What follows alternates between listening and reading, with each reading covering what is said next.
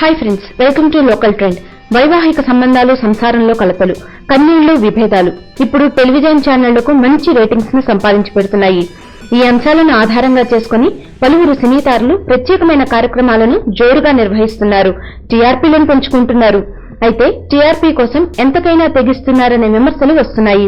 ఈ నేపథ్యంలో సినీ నటి రోజా నిర్వహించే రచ్చబండ కార్యక్రమంలో ఇటీవల ఓ అక్రమ సంబంధం కేసు గురించి చర్చ నిర్వహించారు. ఈ కార్యక్రమంలో విజయనగరానికి చెందిన ఓ మహిళ కన్నీటి గాథను రంజుగా మొదలుపెట్టారు. 15 ఏళ్ల పాటు చక్కగా నడిచిన సంసారంలో ఇటీవల కొన్ని కలతలు చోటు చేసుకున్నాయట. అందుకు కారణం సదరు మహిళ భర్త మరో స్త్రీతో అక్రమ సంబంధం పెట్టుకోవడం. పద్ధతి మార్చుకోవాలని సూచిస్తే తన భర్త దౌర్జన్యం చేస్తున్నాడని ఆ మహిళ ఆవేదన వ్యక్తం చేసింది.